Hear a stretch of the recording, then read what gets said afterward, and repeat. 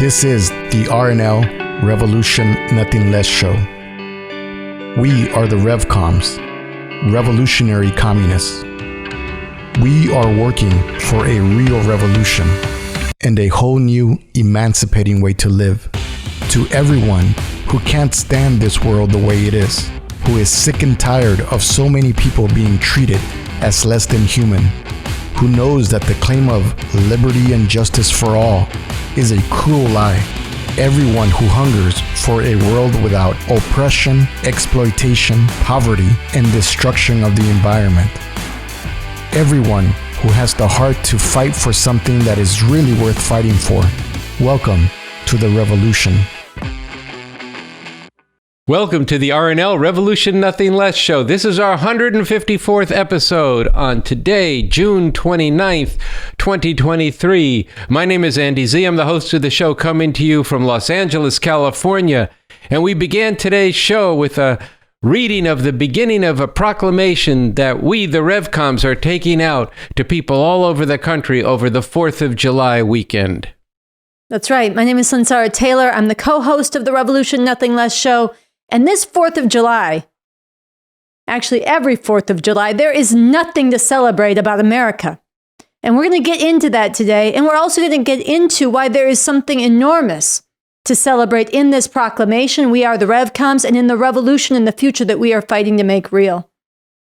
So we want to start today's program with an inconvenient but necessary truth for you for this 4th of July.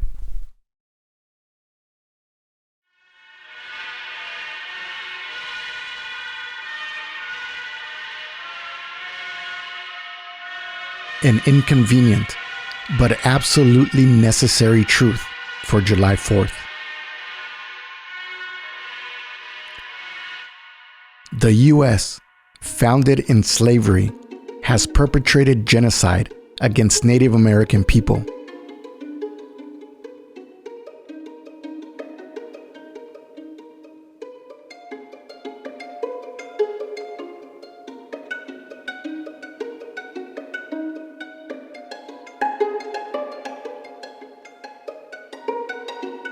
Invaded, occupied, and staged coups throughout the world. September 11th, 1973, a U.S.-backed coup in Chile, led by General Augusto Pinochet, ousted Chile's democratically elected president, Salvador Allende. The CIA has released documents that show its role in the 1953 coup. That is the coup that toppled Iran's democratically elected prime minister, Mohammad Mossadegh. Shortly after his election, the CIA began to plan his overthrow.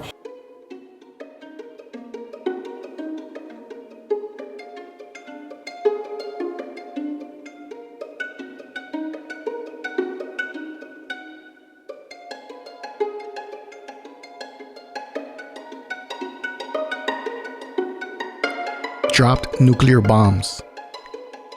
This is Hiroshima. The day after the atom bomb exploded, 30% of the city's population was killed. Napalmed farming villages. Trained legions of baby-killing death squads. Assassinated leaders they didn't like. Patrice Lumumba became the Congo's first prime minister after it gained independence in 1960, but he was only in office for a few months, which led to him being ousted in a coup, imprisoned, tortured, and later executed. Terrorized wedding parties with drone bombings. We were having a traditional marriage ceremony. One of the missiles hit the car was totally burned. Blood was everywhere, and the people killed and injured were scattered everywhere. And now, they are bringing humanity closer to the brink of catastrophic, even nuclear war, with their imperialist rivals in Russia and China. And they've lied about every bit of this in the name of life, liberty, and the pursuit of happiness.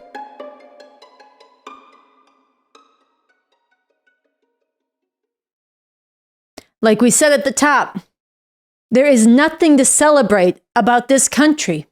Think about what you just heard and saw.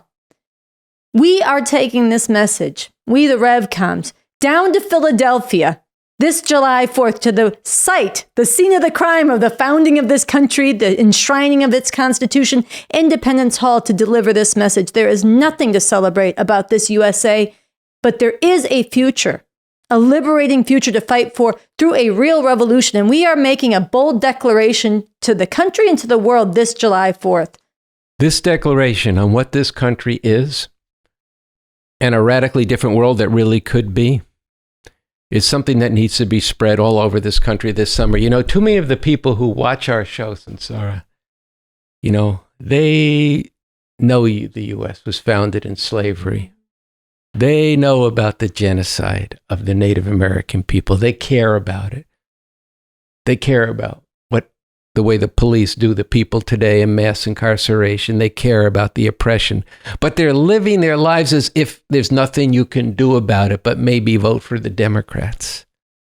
And yet society is literally hurtling towards a truly horrific future, even existential, with the environment and with the danger of war. So what we're doing this July 4th weekend is launching a summer of putting masses of people on a mission to put this revolution on the map. We're giving them a vision of what really could be through an actual revolution. And there's a plan to do this, which we will begin to unfold through the course of this show and the coming shows of this season. So this weekend is a very big deal. Yeah, we want to invite everybody who's watching anywhere in the country to hook up with the Revcoms this 4th of July weekend. All weekend long, we're going to be taking this statement, "We are the Revcoms," and a bold declaration alongside it, and a challenge to this country out to the beaches, out to the parades, the picnics, the parks, everywhere people are gathered, to confront them with these controversial but necessary truths and to challenge them and recruit them in mass numbers to be on this mission with us, to really put this revolution on the map in this time when it is so urgent. Sansara, we really have to keep going at this American chauvinism, this belief that America's the good guys in the world. And as much as people do know about a lot of things about the history of America, it's not how they're living their lives in terms of the understanding of what this country does to people here and around the world. 20 years ago, Bob Avakian, the revolutionary leader whose work we apply in this show, whose leadership we follow, gave a speech that we call the Revolution Talk. In this speech, Bob Avakian at one point goes into what Frederick Douglass said on the 4th of July in the 1850s, just shortly before the Civil War. We're going to play what Bob Avakian says in just a second. But I wanted to say that Bob Avakian is somebody who has got tremendous heart for the masses of people. You'll feel that in this clip. But we're going to end today's show with an answer to a question that you and I posed to him in interviews we did with him last fall, where I asked him about, why do you say that it's so important, if you're going to lead a revolutionary movement, a Marxist movement, and lead a revolutionary society, that you have a poetic spirit? This is really important for you to watch, because we're talking to you about the crimes of this system, and we're going to show people and get into this "We are the Revcoms" about that there's a whole different way we could be living. But one way that you get a sense of this is to get a sort of a measure of the leader and that has gone into this new communism that he's developed, that's gone into the Constitution for a new socialist republic that he's authored. And we've put it this way about the interviews, which are right on this website, YouTube channel, that he has tremendous heart and soul for humanity all over the world.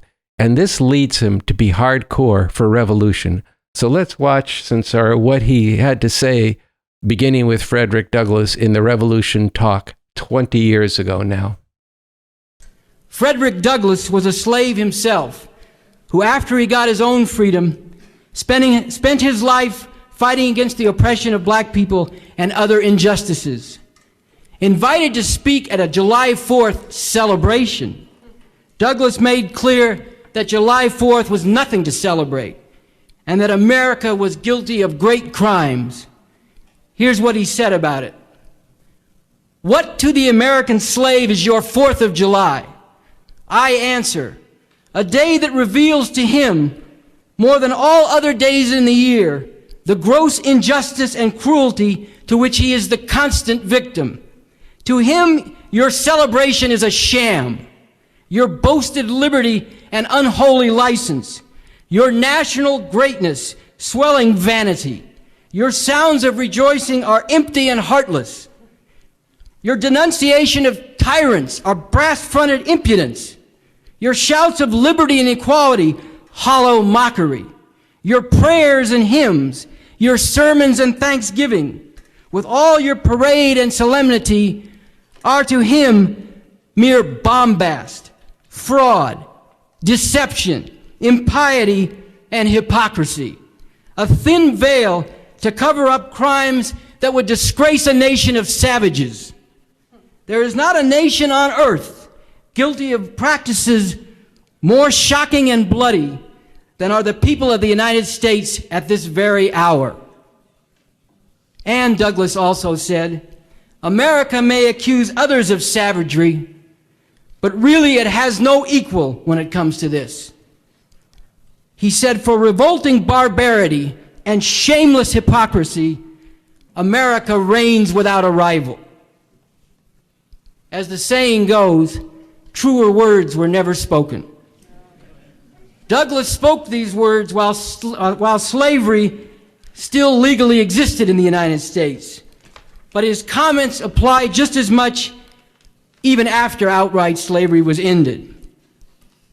And all this time, while all these lynchings and other acts of incredible cruelty were being carried out, with all the oppression they embodied and enforced, all this time, those who ruled this country, those who refused to do anything to stop these lynchings and other acts of terror and atrocities, those who were responsible for these and other barbaric crimes, all this time, they never stopped proclaiming, this is the greatest country in the world. This is the greatest country that has ever been. This is the leader of the free world. This is the homeland of freedom and democracy.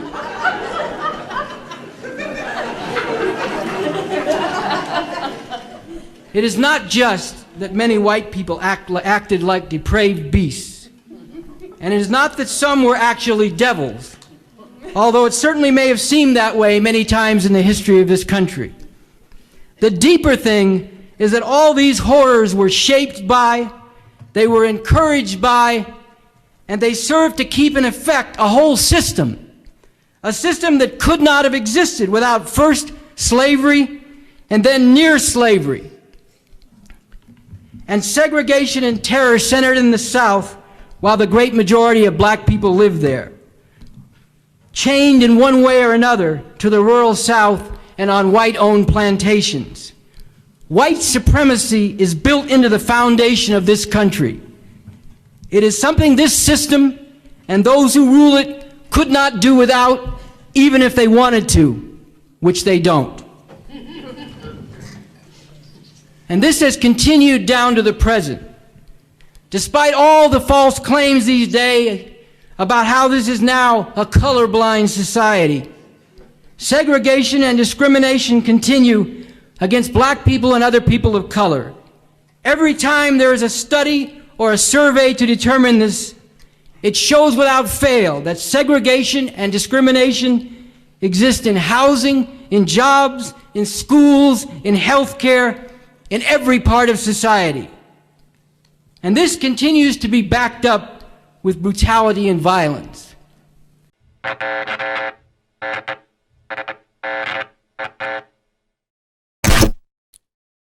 The proclamation, "We are the Revcoms, we are working for a real revolution and a whole new emancipating way to live," brings out sharply that all the brutality, exploitation, oppression of life in this greatest country in the world is a product of the system of capitalism.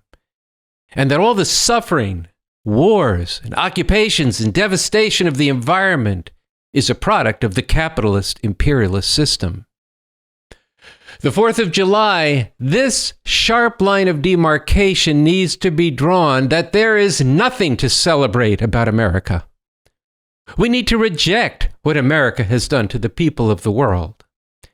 And on the other hand, there is a future to celebrate, which is working for a real revolution for a whole new emancipating way we could be living. Two systems, two constitutions, two futures. This is the subject of my commentary. We live under a competitive system that is ruled by big imperialist gangsters who are compelled by a ruthless expand-or-die logic to each be top dog against the other. These world-class criminals, whether they rule from Washington, the Kremlin, or Beijing, are bringing the world closer than ever before to destruction of life as we have known it, either through nuclear war and or the destruction of the environment. Every day, the news is saturated with how divided this country is. The news and the culture is soaked with pissing, moaning, and worrying about who's up and who's down in the next election, or the latest insanity from Trump and the fascist Republican Party. Or, on the other hand, the latest betrayal of promises by Biden and the Democrats as they ramp up drilling for oil in the Arctic and intensifying the oppression of immigrants on the border and their fund the police. Piercing through all of this is Bob Avakian's analysis that this is a rare moment when the possibility for a real revolution for a whole new emancipating way we could be living opens up, if we seize this time and prepare now to make a real revolution. We Are the Revcoms puts it this way, quote, "This is a rare time when the capitalist imperialists who rule over us in this country are deeply divided in a way they have not been since the Civil War in the 1860s, and that the country is being ripped apart, with one section moving toward an outright fascist form of rule, with the other fighting for the horrific way things have been. They cannot resolve these deep divisions and hold the country together on the basis of the normal way this system has operated, and in any case, that normal way is full of oppression, destruction, and the real danger of wiping out humanity. And for these reasons, this revolution we are working for is urgently necessary and more possible," end quote. Look, I've gone into this and we've discussed this divide in society many times on this show, the RNL Show.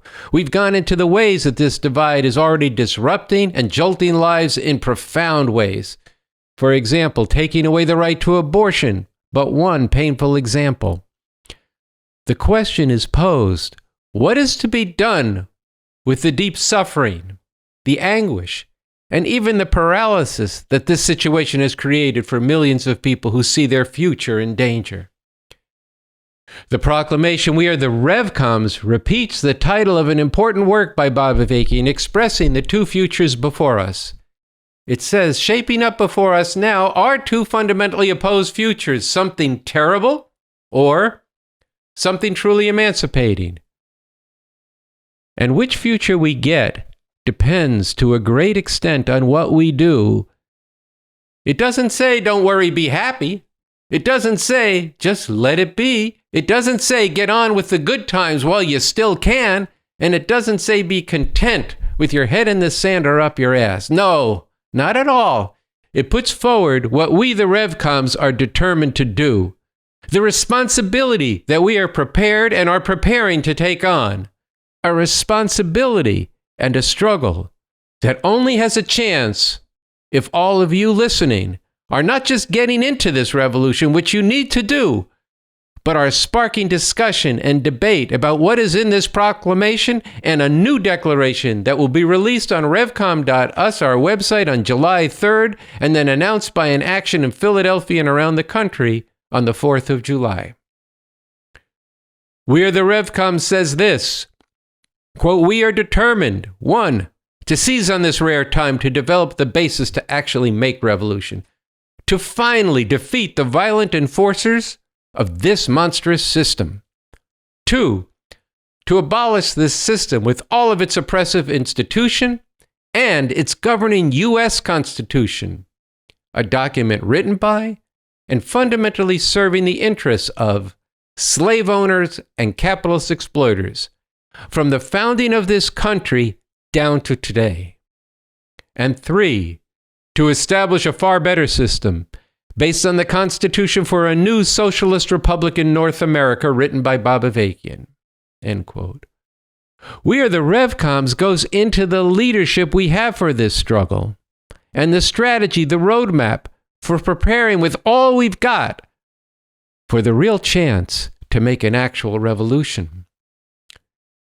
Today, as a group of Revcoms are preparing to go to Philadelphia to Independence Hall, the site where the U.S. Constitution was written, I want to take a moment to draw a sharp and basic contrast between these two constitutions. First, the key thing to understand is that all governments and their rules, their laws, and their governing constitutions serve to maintain the way their society produces what people need to live. In the world today of capitalism and imperialism, these rules of the game enforce relations of exploitation and oppression, relations that enable a small class of exploiters to rule. The U.S. Constitution, as We Are the Revcoms puts it, serves the interests of this ruling class. It legitimates their right to use the violence of the police and the military to enforce their system here and around the world. The Constitution for a new socialist republic in North America, on the other hand, will bring into being a radically different system, which will base itself on the fundamental interests of the most bitterly exploited and oppressed under the capitalist system and of the people more broadly. It will enable and provide the means for the masses of people to have an increasing role in the running of society for the purpose and with the goal of uprooting and overcoming all forms of oppression. We Are the Revcoms puts it like this, quote, the Constitution for a new socialist republic in North America provides a sweeping vision, a firm foundation and concrete blueprint for bringing into being a society and ultimately a world free from all forms of slavery, all exploitation and oppression based on class, race, sex, and gender, all relations in which one part of humanity is subordinated to and dominated by others, end quote. And it will enable us to go to work to repair the environment, as well as it will move to abolish nuclear weapons as part of the struggle to bring into being a communist world with the abolition of war. The U.S. Constitution and the Constitution for a new socialist republic in North America have two very different conceptions of freedom. The U.S. Constitution's conception of freedom is paltry and an illusion. It is a negative freedom, an expression of extreme individualism. Don't tread on me. Each of us set against the other. It promotes selfishness, and it fosters the illusion that you can do, be, and have anything you want, when the reality is that under this system you are trapped within the dog-eat-dog competitive rules of the game. Bob Avakian has pointed out, drawing from the writer Anatole France, quote, that the law in its majestic equality forbids rich and poor alike to sleep under bridges, to beg in the streets, and to steal their bread, end quote. But I ask you, who is compelled to face this choice by the bitter conditions of their lives? The Constitution for a new socialist republic in North America, on the other hand, enables and empowers the people to work together to create a new world, a positive freedom to overcome all the forms of oppression that has tormented humanity for millennia. It is a fact that nowhere else, in no other actual or proposed or guiding founding document of any government, is there anything like not only the protection, but the provision for dissent and intellectual and cultural ferment that is embodied in this Constitution. And it enables this as a decisive part of how the masses of people will be able to go to work on overcoming, as I said, all forms of oppression and exploitation here and around the world. On July 3rd and 4th, we will be presenting to people here and around the world a major new declaration. A declaration that is a demand for the radically new way we could be living. A demand for the new society put forth in the Constitution for a new socialist republic. A demand that can be taken up by and needs to be taken up by millions in this time when the future is at stake and there is the real chance of making a real emancipatory revolution.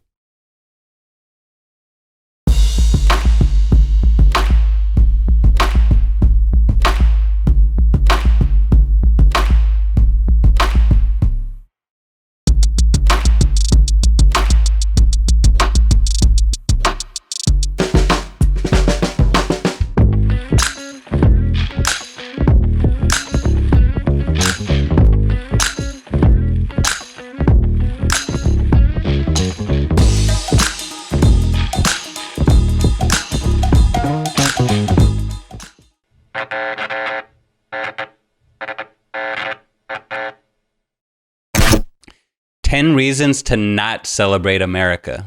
Wait, only 10? Well, let's start with the basics. 1. Because this country was built on slavery and genocide, not life, liberty, and the pursuit of happiness. 2. Because the founding fathers claimed all men are created equal, but their own founding documents counted black people as 3/5 of a human being, called Native Americans merciless Indian savages. And by men, they really did just mean men. 3. Because the most fundamental right in America has always been property. From the time black people were literal property to right now when capitalists can exploit you, profit off you, and throw your ass out on the street with no way to survive. But if you're broke, homeless, and hungry and go into a store to try to exercise your right to live by grabbing some food, you already know what's going to happen. 4. Because the U.S. stole half of Mexico and intervened in Latin America over 100 times with invasions and coups, backing baby-killing death squads and brutal tyrants, and then complains about immigrants when they come here. 5. Because every day we're told that women are free, but this is a country that in 14 states and counting forces women to bear children against their will. A country where a woman is raped every 2 minutes, battered every 9 seconds, and boys are brainwashed to be predators in a culture that glorifies pimps and porn and strip clubs. A country where people who don't conform to the roles of what a man and a woman are supposed to be like are bullied and beaten and even eradicated. 6. Because America's education system lies about the real nature of this society, kills curiosity and critical thinking, and encourages students to be grade grubbers in training to be money grubbers. Almost half of Americans aren't even sure evolution is real. And now fascists in Florida, Texas, and other states are erasing black history and banning books. 7. Because the police murder and murder and murder, especially black people, Latinos, and Native Americans, over and over and over again. And all the body cameras and police review boards and trainings and black police chiefs have done nothing but spray perfume on shit. 8.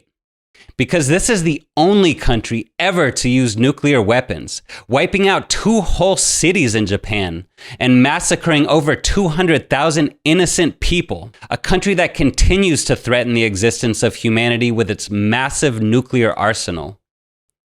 9. Because the U.S. is the #1 environmental destroyer, #1 historic emitter of carbon, #1 oil producer. And the U.S. military is not only the world's #1 instrument of mass murder, it's also the world's biggest institutional polluter. 10. Because Donald Trump and his fascist MAGA mobs are not a deviation from America and its values, but a grotesque concentration of the ugliness right at the core of this country. Yeah, this system's pretty fucked up, but what are you going to replace it with? Okay, so here's 10 reasons to celebrate that there's a way out of this madness through a real revolution. 1. Because day 1 after the revolution, the murdering police and military of the USA will be completely dismantled and abolished. Black parents will no longer have to fear that their children will be gunned down just because of the color of their skin. People in countries like Afghanistan, Iraq, Syria, and Yemen will no longer have to fear U.S. bombs and missiles raining down on them. 2. Because the new People's Security Forces will defend the revolutionary society, guarantee people's rights, including their right to speak their mind and protest, and support people in the struggle to abolish all forms of inequality and oppression. 3. Because the new socialist economy would stop living off the backs of people all over the world working in sweatshops and mines to produce the consumer goods we use. It would put the planet-killing oil companies out of business. It would take over the major means of production, the factories, fields, and technology, and use them to meet the material and intellectual needs of the people instead of the profit of a handful of capitalist exploiters. It would guarantee employment for everyone and unleash people's creative energies in whole new ways. 4. Because rather than violently reinforcing racial oppression, the new socialist republic will dedicate special resources and struggle, revolutionary affirmative action, to overcome the whole legacy of slavery, genocide, and discrimination against Black people, Native Americans, Latinos, and other people of color. 5. Because the rights of LGBTQ people and of women, including the fundamental right to abortion and birth control, are guaranteed in the Constitution for the new socialist republic. A government that backs people up in breaking out of the patriarchal family structure and developing whole new relations between people based on mutual love and respect, not using and degrading each other. 6. Because instead of building walls and spewing hate at people from other countries, the new socialist republic will welcome immigrants who want to contribute to the new society. 7. Because the new educational system will actually educate and empower the masses of people. 8. Because healthcare will actually serve the masses of people, not the profit of big medical and pharmaceutical corporations. 9. Because the new socialist republic will abolish nuclear weapons and systematically address the environmental crisis. 10. Because America will no longer exist. And rather than being a blood-sucking parasite on the world and a source of terror and ignorance, the new socialist republic will be a powerful source of inspiration to people everywhere. Oh, and one more reason.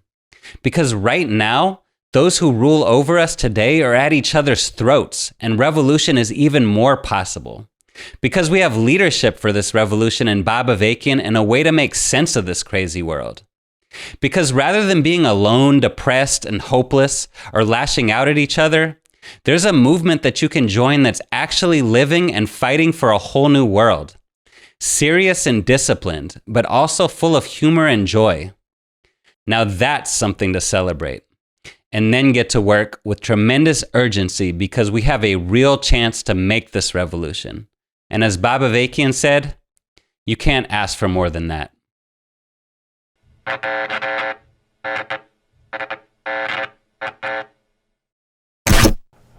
Well, you've already taken us to what we wanted to end the first interview with you on the show, and by singing, I think, at least 3 times on this show, which has been great, because what we wanted to do is in 2003, you gave a talk that we call the Revolution Talk, and I don't know, hours into it, all of a sudden you burst into song, a Ry Cooder song, Across the Borderline. Now my voice is hoarse, but I'm going to give this a try. There's a land, so I've been told. And then later on, a decade later, I guess the band Outernational took that and put it into a song that we've played many times on the show. There's a land, so I've been told. Every street is paved with gold, and it's just across the borderline. And then you've also spoken, see, you've taken a lot of things out from what we said. I just want to make sure everybody sees this. We were just talking before about these are 45 records. Yeah. Okay, this is vinyl's not coming back in this form. But look, this is your memoir, From Ike to Mal and Beyond, My Journey from Mainstream America to Revolutionary Communist. But there you are with the record. So, and you just spoke about the influence of the culture, black culture. But we wanted to ask you about this, because you've written and talked about how if you don't have a poetic spirit, or at least a poetic side, it's very dangerous for you to lead a Marxist movement or be the leader of a socialist state.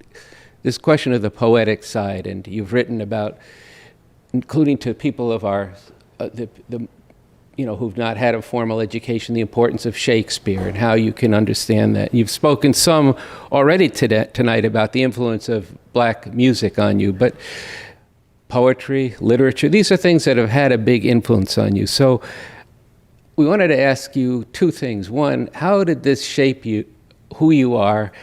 And then more, why does it matter to have a poetic spirit to lead a revolution? Well, you see, you held up that memoir cover, and you see that tells you what at the time I thought looked cool. So, so you can draw your own conclusions about that. What does it reflect about the times and perhaps about me at the time too? But well, you missed a whole discussion here last night about the Beach Boys and then what happened in the move to black culture and all the developments. But well, I'm sorry I missed it. Sounds good. Sounds interesting. But to get to your question, look, I think human beings need. This is a point that's been made, but it's important to keep coming back to this. Human beings need to be amazed. That's part of what it means to be human. You get amazed when you see an amazing painting or a cultural performance or something someone does in athletics, and you get a certain joy from being amazed at something, especially in a positive way. And this is one element of it. But more generally, human beings have a need for beauty. And beauty comes in many different forms. It comes in nature. And yes, different people do find different things beautiful, but still there's a need for beauty. It comes in nature, it comes in music, it comes in poetry, it comes in literature generally. It comes in many different forms. A sunset and so on and so forth. If the kind of world we're aiming for is not one where that kind of beauty is discounted or, suppressed, but one where the human being's need for that is given much fuller expression. And a lot of that is suppressed in people. Life is so hard for so many people, and things are so bitter that they don't, and they're scuffling so hard they don't even have the chance to enjoy much beauty, though they do find ways even so. So, the kind of world we're aiming for is a world where the human ability to, appreciate beauty in many different forms would be given much fuller expression. And that links up with the question. There's also beauty in the intellectual realm. Look at this, telescope and what it's showing us about the universe. There's beauty in that. There's wonder in that. Isn't that important for human beings to have a full life? And the same when you're trying to solve a problem, not just a political problem, but trying to understand a phenomenon in nature, and then you finally do understand it. It's a very exhilarating experience. The same is true in literature, like you mentioned Shakespeare. Well, a lot of Shakespeare language is archaic. It means it's outdated. It means language that people all would have understood generally at the time, but not all of it, not even most of it. But some of it is language that we no longer use. Most people don't go around saying forsooth and so on and so forth, and there are other expressions that are even, more abstract to people, or, unfamiliar to people now. But there's a lot of beauty in the language of Shakespeare. And let's be clear. There are a lot of dead people who are not white who have also created a lot of beauty in the world, and too much of that has been suppressed. But there are also dead white men who have created a lot of beauty, and we should not be prevented from enjoying that as well. And Shakespeare is one of them. The language is beautiful. As I said in my memoir, I enjoy puns. There are all kinds of puns in Shakespeare. Some of them are better than others. But there are all kinds of humor. There's even malapropisms, which means misusing or a word, saying a word wrong, or I remember one. I think it's in Macbeth, the play Macbeth, which by the way was a favorite of Huey Newton. He used to quote Act 5, Scene 5, Macbeth. Tomorrow and tomorrow and tomorrow creeps in its petty pace from day to day, etc.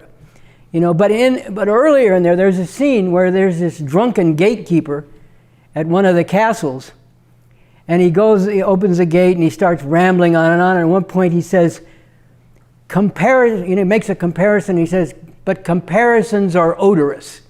Now it's actually supposed to be comparisons are odious, Odious means hateful. But he's drunk and he does a malapropism. He says, but after all, comparisons are odorous. Means they stink, So, even things like that are, I get a kick out of it. It's funny. It's a good use of a malapropism. It's a good use of language, and distorting language for the purpose of humor. And different people like different poets, modern poetry from the Romantic period. I happen to like Keats as I was growing up. I found the language very evocative. It made me think about a lot of things, and it also just, it created a certain feeling. Beyond just, what it made me think about, created a certain feeling. Bright star, were I as steadfast as thou art. Just you're looking at a star and saying, okay, this star is, seems to have a lot of constancy. It's there all the time.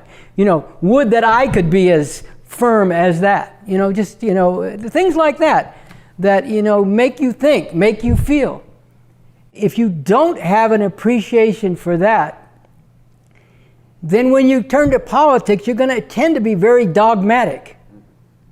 And you're going to be very dry. And nobody's going to live in any kind of world that you have anything to do with setting the terms of. At least I certainly wouldn't. And I don't think most people would. So this is what I mean when I say, you don't have to write poetry. That's not my point. But, you have to have an appreciation for beauty in all these different kinds of ways. Or else you're not aiming for the kind of society that we need to be aiming for, where human beings can really thrive in the fullest way and in the fullest dimensions.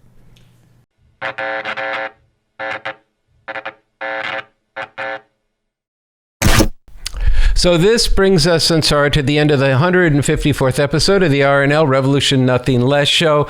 We just heard Bob Avakian speaking about why it's necessary to have a poetic spirit if you're leading a revolution. And as we're going out this weekend, July 4th, with We Are the Revcoms, to spread this revolution with tremendous urgency, as Rafael said earlier, and putting this revolution on the map this summer, when there's a chance to actually make revolution. We have to keep in mind what Bob Avakian said toward the end of that film clip we just saw of our interview, where he said, this is a society that we are going for, where human beings can really thrive in the fullest dimension.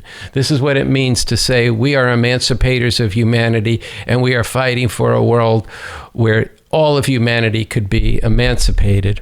Before we close out, we want to thank everybody who tuned in last weekend for our second of the series of 3 fundraising live streams. We made it to our goal and beyond. We're at currently about $78,000 of our $100,000 fund drive. We need to bring that home, meet that goal, and actually surpass that goal by July 16th at our final culminating live stream. And we want to encourage people, as part of getting out everywhere this weekend with We Are the Revcoms, disrupting the patriotic stupor that people are in on 4th of July weekend, to also be fundraising for this campaign, the fund drive. And especially if you are anywhere near Philadelphia, on the East Coast, can drive, can bus, can train yourself there, get there July 4th, stand with the Revcoms, make this indictment of this monstrosity of a country that was birthed there in Philadelphia at Independence Hall. We're going to be there 4th of July to denounce this country, to reject it, and to announce and proclaim our intent to make real a revolution. And then join with us around the country to put this on the map all summer long. If you can get to New York. On July 2nd. Yes. On July 2nd at Revolution Books, Lenny Wolf, who's a frequent guest of this show and a leader of the Revcoms, he is going to be giving a talk. Do we have the name of the talk? A Real Revolution and a Whole New Emancipating Way to Live. And that's going to be speaking to the themes we've been talking about on this show and this new declaration that's coming out. And we'll be having parts of that speech on the next RNL Revolution Nothing Less show. So that's at Revolution Books in Harlem. Also, if you're out here in Los Angeles, we're going to be out all weekend, but on the 3rd and the 4th, we're going to be at Venice Beach. It's going to do something kind of dramatic on the evening of the 3rd, and then we're going to be having a rally on the 4th, so you can find about find out about that on our social media and also on revcom.us. Before we close out, we are going to close out with a poetic spirit. We have a song, but there was a couple of major world events you wanted to at least take note of. Yeah. Yeah. This past week, there have been major developments in Russia, and I'm not going to go into them now, but we've been following them closely. And one point I want to make about that, you can see how rapidly things can change in a country one way, the other way. And what the significance of this is, we'll be speaking about, including how it impacts the development and the danger of war being even more ratcheted up, I think, as a result of this. But we have to step back and analyze that. And also, as we record this late on Wednesday night, we are anticipating soon a decision from the Supreme Court on affirmative action. So go to our website, revcom.us, to find out more if this decision comes down this weekend or when it does come down. And be following revcom.us every Monday for a new edition, but also during the week to see if there's new articles added. And the RNL Revolution Nothing Less show every week is basically the guide to this movement for revolution and your way to understand the world as it actually is. And you mentioned the fund drive. I'm going to say, please become a patron of this show. That's how the show is going to be able to survive and thrive and to bring forward more people to work on it. But I do want to try now to get to the end of today's program. And I think it's fitting that we're going to play a song by the revolutionary band Outernational. It was a special grouping of people they brought together to record this song called Queremos. And it begins with, you'll hear the chant that's a recording of a peasant woman from Peru in the 1970s and early 80s when a revolution was just beginning there. It has since been defeated, at least for now. And she's chanting in Spanish, "What do we have? Nothing. What do we want? The whole world." So join us in watching Que Queremos, which I think carries forward the spirit that we've been bringing to you this week. So good night for myself, and many thanks to the crew of the RNL Show. And good night to you, Sunsara. And good night to you, Andy. We'll see you next week. All right. ¿Qué tenemos? Nada. ¿Qué queremos?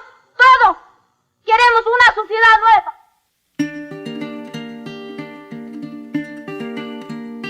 There's a trail of tears, a new trail of death. The vigilantes and coyotes watch the sunset in the borderland with the rattlesnakes. No water, no people, a dying mistake. Que tenemos nada, que queremos todo el mundo. Que tenemos nada, que queremos todo el mundo. Que tenemos nada, que queremos todo el mundo. Que tenemos nada, que queremos todo el mundo.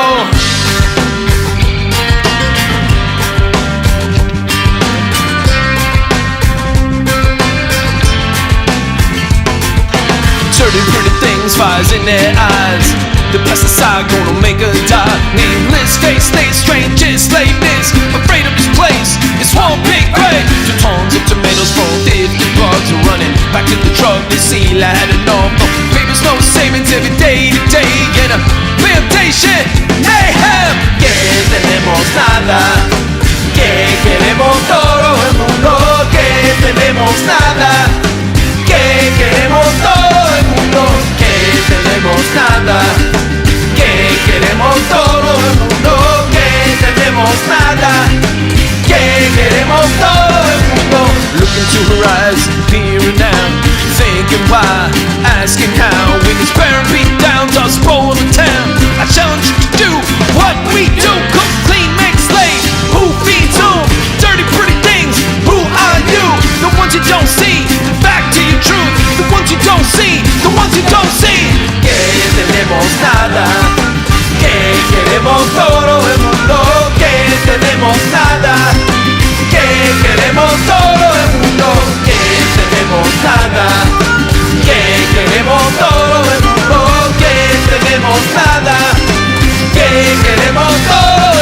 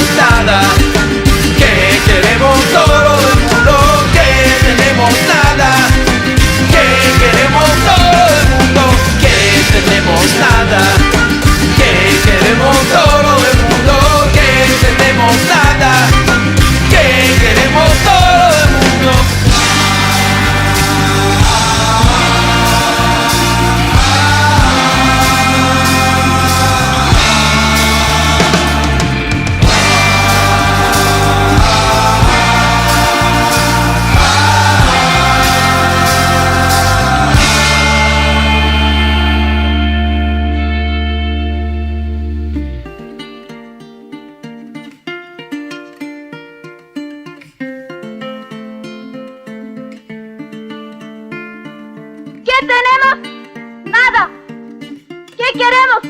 Todo. Queremos una sociedad nueva.